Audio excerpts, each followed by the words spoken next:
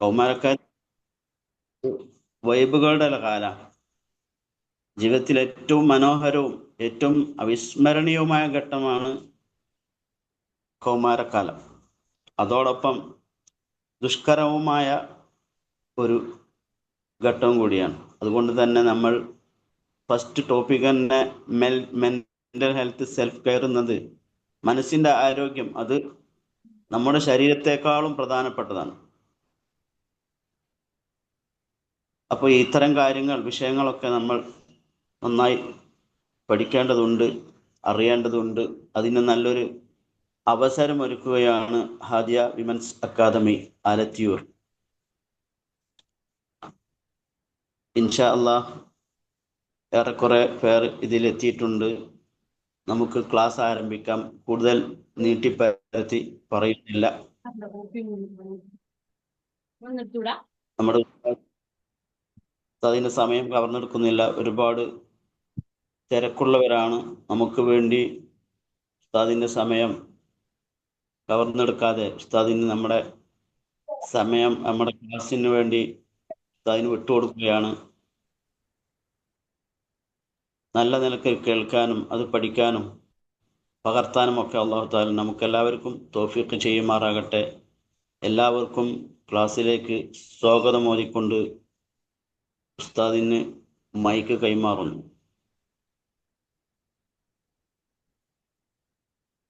ഇൻഷാ അല്ലാഹ് ഉസ്താദിന് തുടങ്ങാം. ഓക്കെ.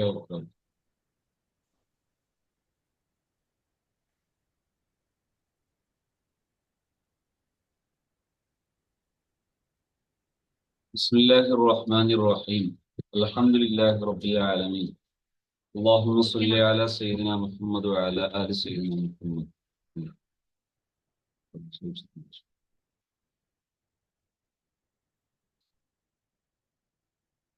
നമ്മള് പ്രോഗ്രാമിനെ തുടങ്ങുകയാണ് ഇൻഷാ അല്ലാഹ്. വ്യത്യസ്തമായ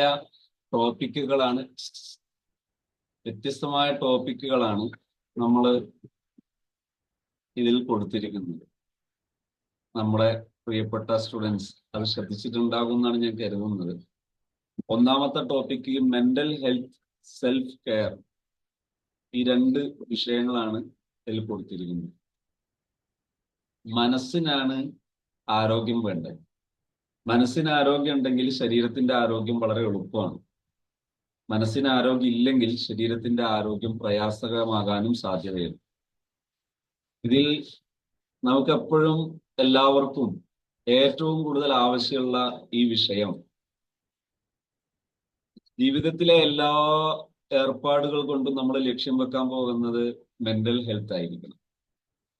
എന്നാൽ ആ മെന്റൽ ഹെൽത്ത് നമുക്ക് നേടിയെടുക്കാൻ നാം ശ്രദ്ധിച്ചിരിക്കേണ്ട ഒരു 4 കാര്യം ഞാൻ ആദ്യമേ സൂചിപ്പിക്കാം. അതിലൊന്ന് ഇമോഷണൽ സെൽഫ് കെയർ ആണ്. 2 ഫിസിക്കൽ സെൽഫ് കെയർ ആണ്. 3 ഡിജിറ്റൽ ഡിറ്റോക്സ് ആണ്. 4 സോഷ്യൽ സെൽഫ് കെയർ ആണ്. ഈ 4 വിഷയമാണ് ഞാൻ അതിന്റെ മെന്റൽ ഹെൽത്തുമായി തുടക്കത്തിൽ സൂചിപ്പിക്കാൻ ഉദ്ദേശിക്കുന്നത്. അതായത് ഇമോഷണലായി നമ്മൾ സുരക്ഷിതരായിരിക്കാൻ, വൈകാരികതയിൽ നാം സുരക്ഷിതരായിരിക്കാൻ എന്തൊക്കെയാണ് ചെയ്യേണ്ടത്, അതിന് പരിഹാരമായിട്ട് എന്ത് ചെയ്യും? ആദ്യം എന്താണ് അവിടുത്തെ ഇമോഷണൽ സെൽഫ് കെയർ എന്ന് പറഞ്ഞാൽ, അല്ലെങ്കിൽ എന്താണ് അവിടുത്തെ അതൊരു ഇഷ്യൂ ലെവലിൽ നമ്മളെ എങ്ങനെ അഭിമുഖീകരിക്കുന്നു എന്ന് പറയാം. നമ്മൾ വിദ്യാർത്ഥിനികളെല്ലാം വ്യത്യസ്തമായ പ്രശ്നങ്ങൾ പലപ്പോഴായിട്ട് നമ്മൾ അഭിമുഖീകരിക്കുന്നത് കാണും.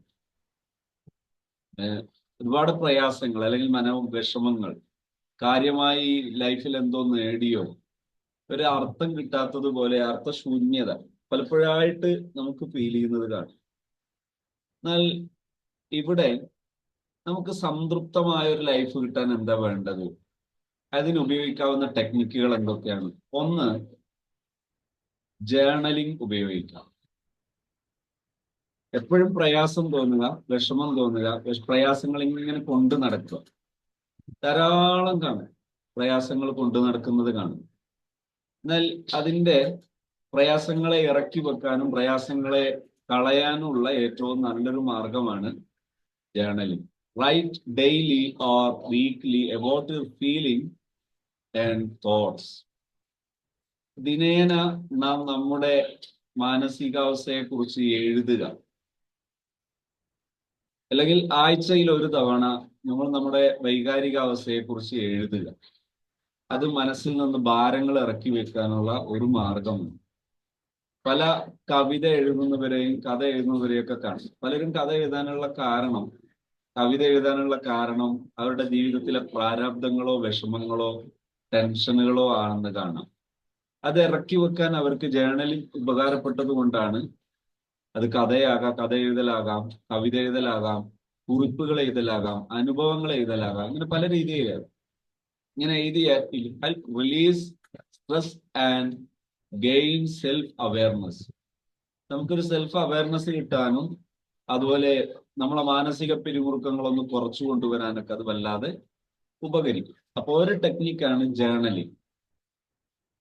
രണ്ടാമത്തെ ടെക്നിക്കാണ് ടോക്ക് ടു സംവൺ. ഞാൻ സ്ക്രീനിൽ അത് നൽകിയാൽ കുറച്ചുകൂടി നിങ്ങൾക്കത് ഉപകാരപ്പെടുമെന്നാണ് ഞാൻ കരുതുന്നത്.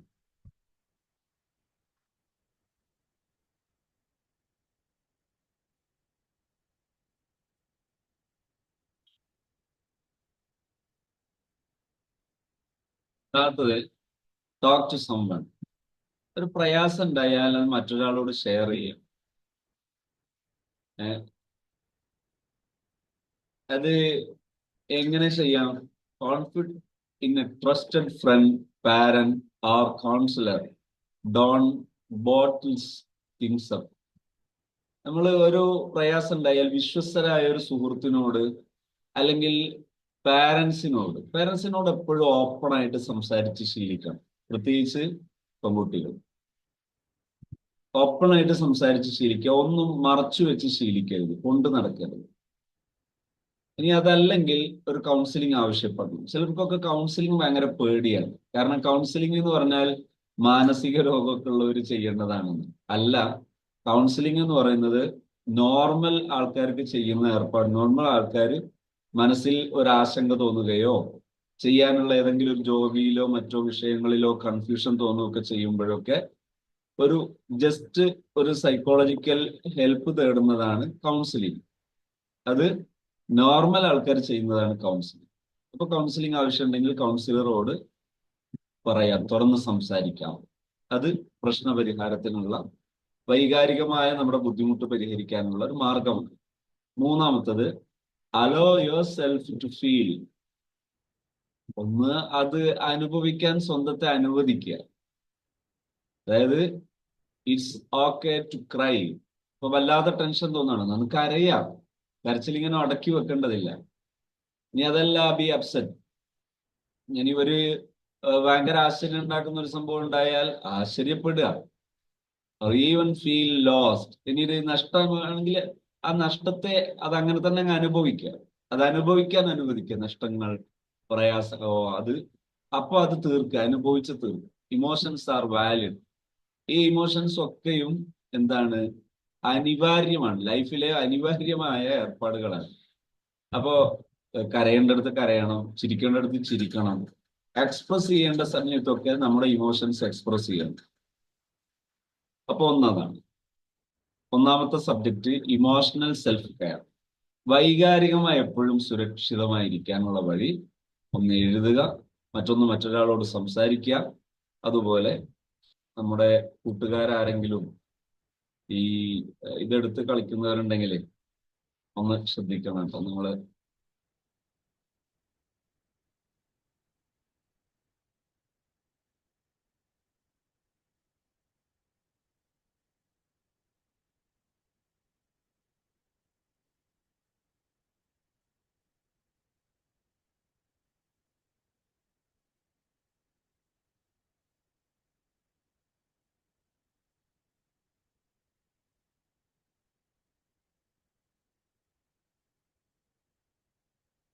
ഓക്കെ. രണ്ടാമത്തെ സബ്ജക്റ്റ് നമുക്ക് പറയാനുള്ളത് ഫിസിക്കൽ സെൽഫ് കെയർ. ശാരീരികമായി നമ്മളെപ്പോഴും ആരോഗ്യവതികളായിരിക്കും. ചെറിയ ഒരു മെൻസ്ട്രേഷൻ പീരീഡ് വരുമ്പോഴേക്ക് കിടന്നു പോവുക. ഇനി പിന്നെ ചെറിയ ചെറിയ പ്രയാസം, ചെറിയൊരു പനി വരുമ്പോഴേക്കും ആകെ വയലന്റ് ആവുക, ആകെ പിടുത്തം വിട്ടു പോവുക. ഇങ്ങനെ ശാരീരിക ആരോഗ്യം നൽകും. അതിന് ചെയ്യാവുന്ന 3 കാര്യങ്ങൾ. ഒന്ന്, റെഗുലർ എക്സസൈസ്. കൃത്യമായി ശരീരത്തിന്റെ എല്ലാ ഭാഗങ്ങളും ചലിക്കുന്ന രീതിയിലുള്ള ആരോഗ്യത്തിന് അനിവാര്യമായ എക്സസൈസുകൾ ചെയ്യുക. Regular exercise, walking. ഇനി ചില ഡാൻസിങ് ഒക്കെ, ഹെൽത്തിന് അനുയോജ്യമായ ചില ഡാൻസിങ് ഒക്കെ കാണും. പബ്ലിക്കിൽ ചെയ്യുന്നതല്ല പറയുന്നത്, അതേ സമയത്ത് നമുക്ക് ഉപകാരപ്പെടും. അതുപോലെ വീട്ടിലൊക്കെ നമുക്ക് നമ്മുടെ ആ ഡിസിപ്ലിൻ ഒക്കെ പാലിച്ചുകൊണ്ടുള്ള സ്പോർട്സ്. ഒരു ദിവസം ഒരു 20 മിനിറ്റെങ്കിലും ശാരീരിക ചലനമുള്ള എക്സസൈസുകൾ നടക്കുക. അങ്ങനെ ആവുമ്പോൾ അത് നല്ല മാനസികമായും നല്ലൊരു മൂഡ് ഉണ്ടാകും. റെഗുലർ എക്സസൈസ് മാനസികമായി നല്ലൊരു പോസിറ്റീവ് മൂഡ് ഉണ്ടാക്കാൻ സഹായിക്കും. രണ്ടാമത്തെ വിഷയം, അതിൽ 3 കാര്യമാണ്. രണ്ടാമത്തെ വിഷയം ഫിസിക്കൽ സെൽഫ് കെയർ വിഷയം, ഹെൽത്തി ഈറ്റിംഗ്.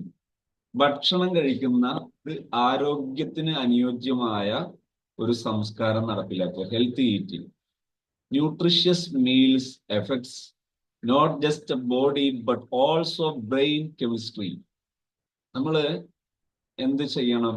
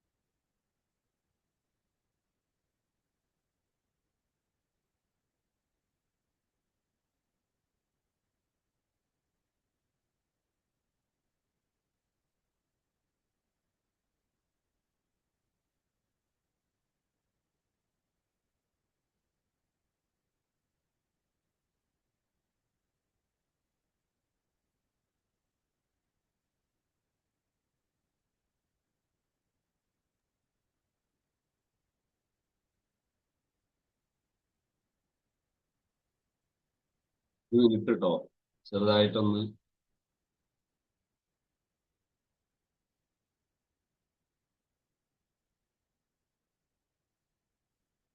സ്ക്രീനിൽ കാണാൻ പറ്റുന്നുണ്ടോ?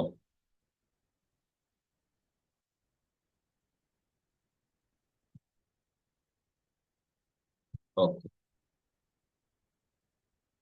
ഇപ്പൊ ഹെൽത്തി ഈറ്റിംഗ്, നല്ല ആരോഗ്യകരമായ ഭക്ഷണം കഴിക്കുക. ചിലരൊക്കെ ഉച്ചക്ക് ഊണ് തീരെ കഴിക്കാത്തവരുണ്ടാവും. പിന്നെ ആളെ എന്താക്കാൻ, സ്ലിം ആകാൻ വേണ്ടി ഭക്ഷണം കഴിക്കാതിരിക്കുക ഭയങ്കര അപകടമാണ്. പ്രത്യേകിച്ച് 13, 14, 15, 16, 17 ഒക്കെ വയസ്സുകളിൽ ശരീരത്തിന് ആവശ്യമായ നല്ലൊരു ബോഡി ട്രാൻസ്ഫോർമേഷൻ നടക്കുന്ന ഒരു സമയമാണ്. ആ സമയത്ത് ന്യൂട്രീഷ്യസ് ആയിട്ടുള്ള ഫുഡുകൾ ഉപേക്ഷിച്ചാൽ അപകടം ചെയ്യും. അതുപോലെ തടി വല്ലാതെ തീരെ മെലിയാൻ വേണ്ടിയൊക്കെ ഭക്ഷണം ഉപേക്ഷിക്കുന്നത് സ്റ്റൊമക്കിന്, ആമാശയത്തിന്, വൻകുടല്, ചെറുകുടലിനൊക്കെ ഒരുപാട് പരുക്കുകൾ ഉണ്ടാക്കാനുള്ള സാധ്യതയും ഏറെയാണ്. Nutritious meals effects not just body but also brain chemistry. അത് ബ്രെയിനിനും കൂടെ സ്വാധീനിക്കും, പഠനത്തെ സ്വാധീനിക്കും, ചിന്തയെ സ്വാധീനിക്കും, ഒരുപാട് സോഫ്റ്റ് സ്കില്ലുകളെ അത് നെഗറ്റീവായിട്ട് സ്വാധീനിക്കും, മോശമായ അത്തരം ഒരു ശൈലി ഉണ്ടായാൽ. മൂന്നാമത്തത് സ്ലീപ്പ്. കൃത്യമായിട്ട് ഉറങ്ങണം. ഇപ്പൊ ഒരു ടീനേജ് ഒക്കെ ആവുമ്പോൾ 8 മണിക്കൂർ വരെയൊക്കെ ഉറങ്ങാം. 6 മണിക്കൂർ ഉറങ്ങിയാൽ തന്നെ ആരോഗ്യം സംരക്ഷിക്കപ്പെടും. എന്നാലും ആവശ്യമായ ഉറക്കം ഉണ്ടാകാം. അതും രാത്രി തന്നെ ഉറങ്ങണം. രാത്രി കഴിയുന്നതും നേരത്തെ ഉറങ്ങുക, നേരത്തെ എഴുന്നേൽക്കുക എന്നതാണ് കൂടുതൽ ആരോഗ്യത്തിന് നല്ലത്.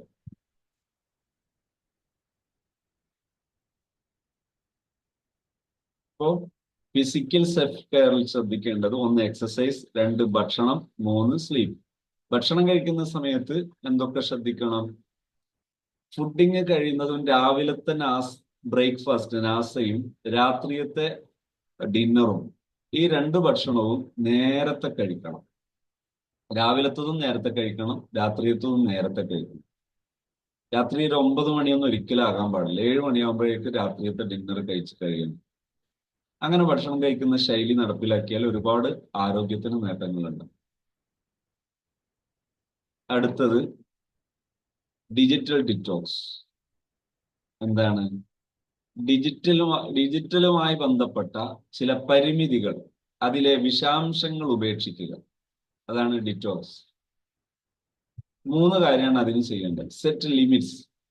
മൊബൈൽ ഉപയോഗിക്കുമ്പോഴും അതുപോലെയുള്ള ഡിജിറ്റൽ യൂസേജിന് പരിധി നിശ്ചയിക്കുക. Use screen time settings or app timers to reduce excessive scrolling. കൂടുതൽ സമയം ഉപയോഗിക്കാതിരിക്കാൻ സ്ക്രീൻ ടൈം പരിമിതപ്പെടുത്തി വെക്കുക. അത് സെറ്റ് ചെയ്ത് വെക്കുക. സെറ്റിംഗ്സിൽ തന്നെ അങ്ങനെ സെറ്റ് ചെയ്ത് വെക്കുക. ഒരു നിശ്ചിത സമയം മാത്രമേ സ്ക്രീൻ സ്ക്രോൾ ചെയ്യാൻ പാടുള്ളൂ. 2, ടച്ച് ഫ്രീ ടൈം. ഒരു നിശ്ചിത സമയം തീരെ ആ ഭാഗം തന്നെ തൊടാനേ പാടില്ല. അങ്ങനെ വെക്കും. എപ്പോഴും ഫോൺ അടുത്ത് തന്നെ വേണം എന്ന മെന്റാലിറ്റി ഒഴിവാക്കിയിട്ട് ചില സമയങ്ങൾ ഫോൺ ഒട്ടും തൊടാത്ത സമയം തീരുമാനിച്ചും വെക്കും. Touch free times. No phones during meals. ഭക്ഷണം കഴിക്കുമ്പോൾ ഫോൺ ഉപയോഗിക്കാതിരിക്കുക. 1 hour ബിഫോർ ബെഡ്. ഉറങ്ങുന്നതിന്റെ 1 മണിക്കൂർ മുമ്പ് ഫോൺ ഉപേക്ഷിക്കുക. Read or reflect instead. പകരം വല്ലതും വായിക്കുക. അങ്ങനെ വല്ലതും ചെയ്യുക. Touch free time. പിന്നെ അടുത്തത് follow uplifting accounts. Unfollow anyone who makes you feel less than. നമ്മള് ഉപകാരമില്ല എന്ന് തോന്നുന്ന ആൾക്കാരെ ഫോളോ ചെയ്യാതിരിക്കുക. ഉപകാരമുള്ളവരെ, ഗുണമുള്ളവരെ മാത്രം ഫോളോ ചെയ്യുക. ഉപകാരമില്ല എന്ന് തോന്നുകയാണെങ്കിൽ അവരുമായിട്ടുള്ള ബന്ധം പെട്ടെന്ന് ഉപേക്ഷിക്കുക. ഉപകാരമില്ലാത്ത ആൾക്കാരുമായിട്ട് വെറുതെ അവരോടൊരു കടപ്പാട് എന്ന രീതിയിൽ മാത്രം അങ്ങനെയുള്ള ബന്ധങ്ങൾ ഇല്ലാതിരിക്കുക.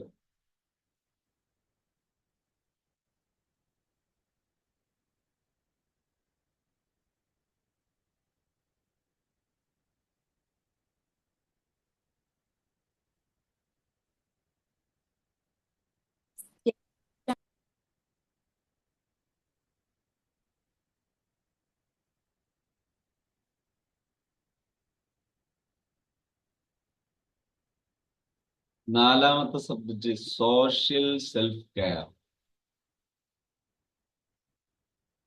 Social self care. സോഷ്യലുമായി ബന്ധപ്പെട്ട സുരക്ഷിതത്വം. അതിൽ എന്തൊക്കെയാണ്? 3 കാര്യം. Positive friendship. 2, say no.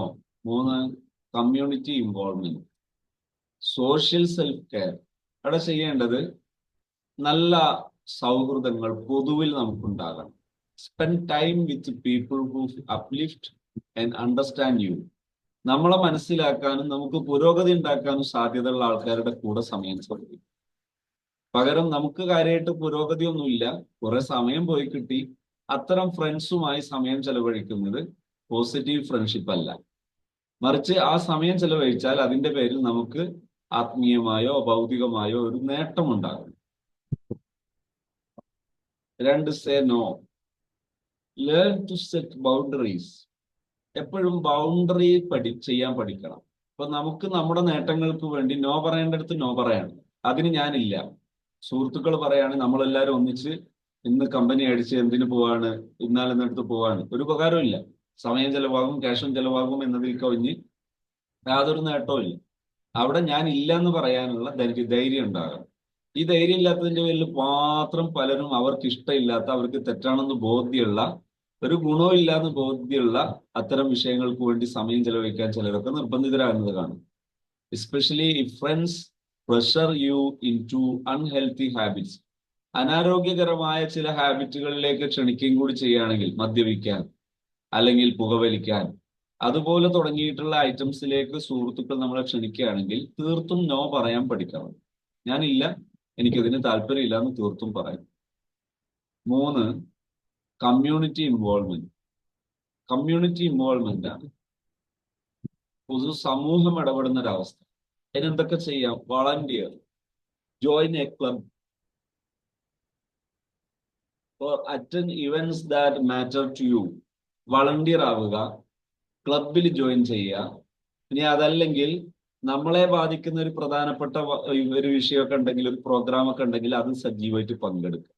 അപ്പൊ നമ്മൾ സോഷ്യലായിട്ട് മാറും, സാമൂഹിക ബന്ധമുള്ള ഒരാളായിട്ട് നമുക്ക് മാറാൻ പറ്റും. അപ്പോൾ അത്തരം വിഷയങ്ങളിൽ നമ്മളുടെ സാന്നിധ്യം അറിയിക്കുക. ഇനി അടുത്തൊരു സബ്ജക്റ്റ് എന്താ അറിയോ?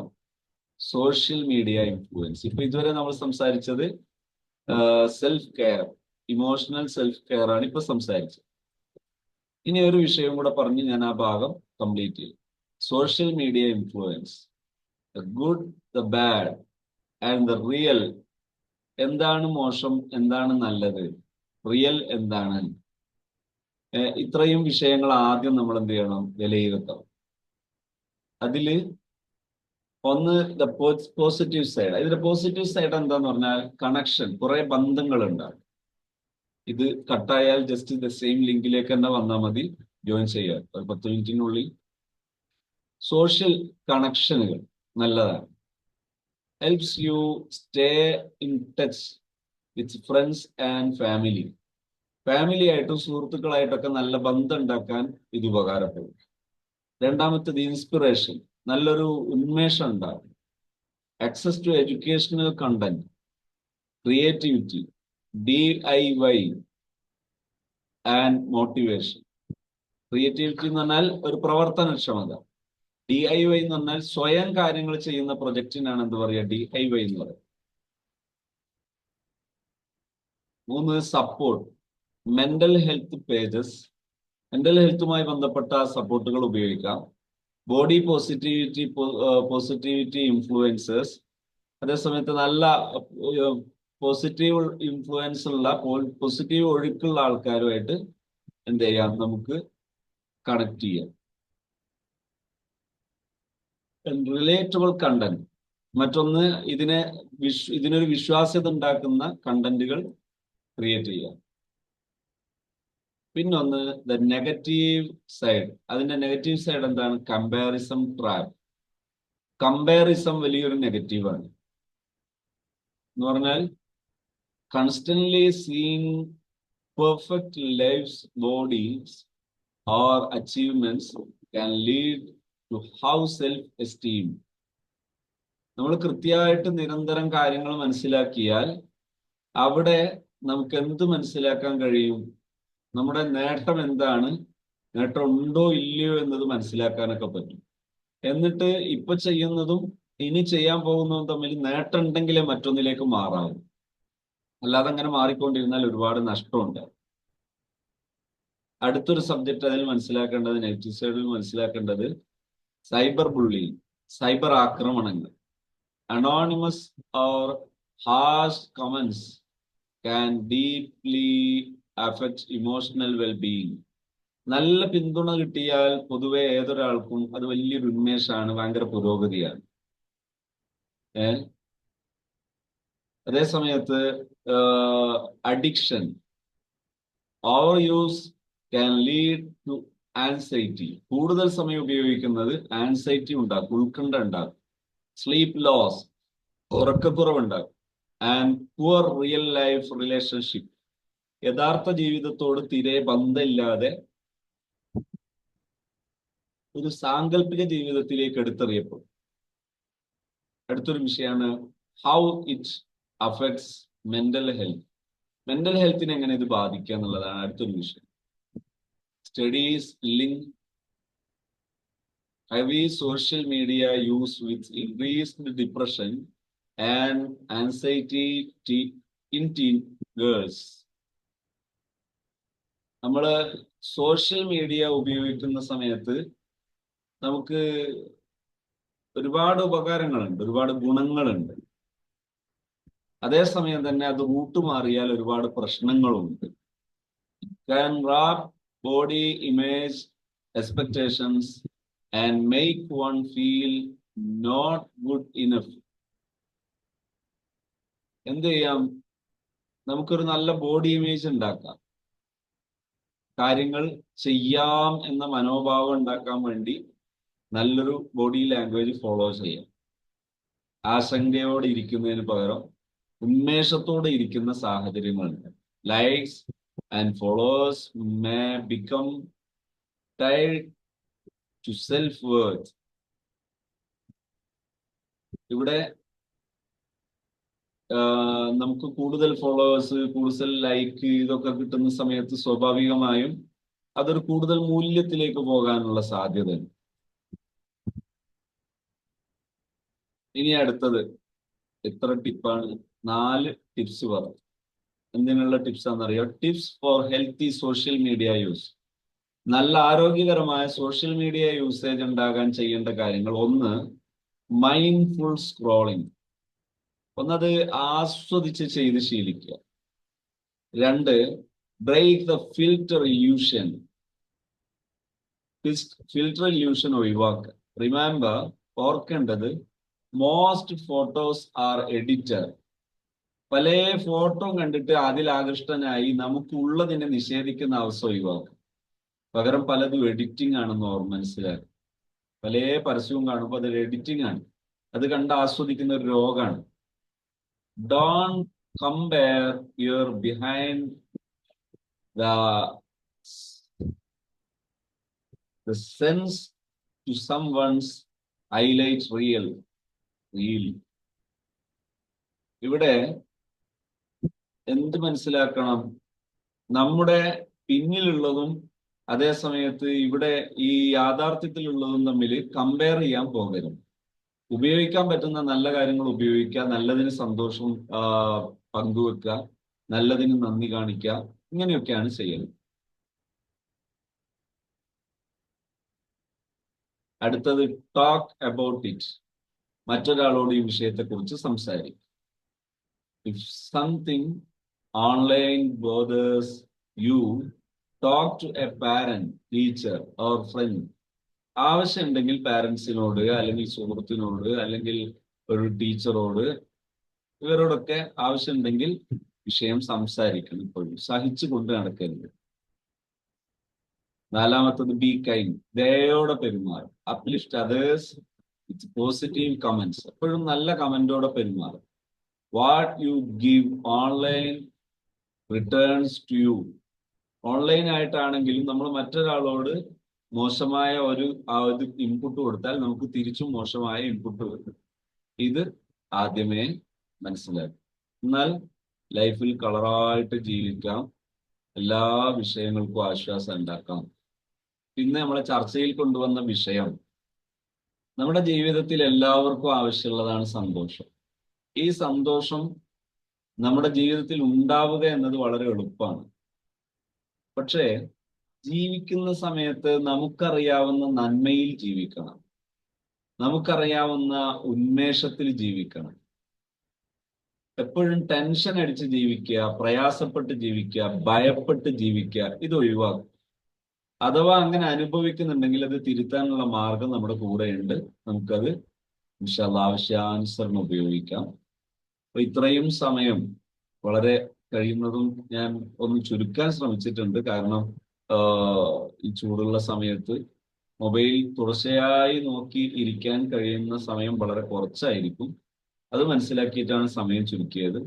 മനസ്സിലാകാത്തതോ ഒരിക്കൽ കൂടി പറയണമെന്നോ മറ്റോ ഒക്കെ തോന്നുന്നവർക്കുണ്ടെങ്കിൽ നിങ്ങൾ ആവശ്യപ്പെട്ടാൽ അത് പറയാവുന്നതാണ് ഇൻഷാ അല്ലാഹ്.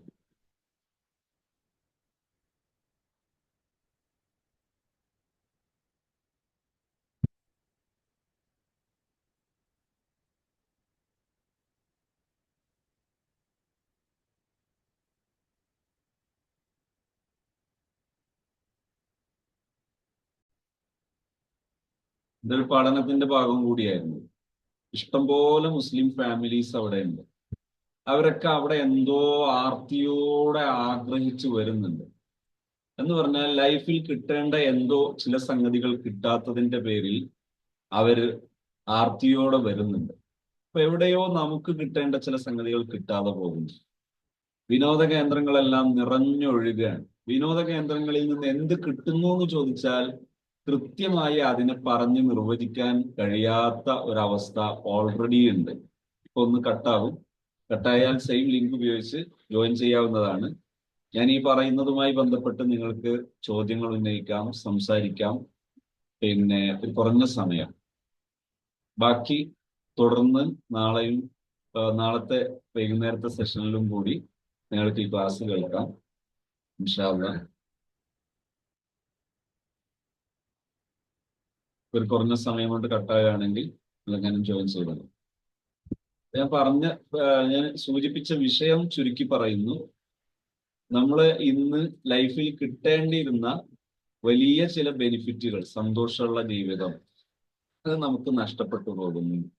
അതിന്റെ പേരിൽ നമ്മൾ ശരിയെന്ന് വിശ്വസിക്കുന്ന ഒരുപാട് ശരികൾ ജീവിതത്തിൽ ഉപയോഗിക്കാൻ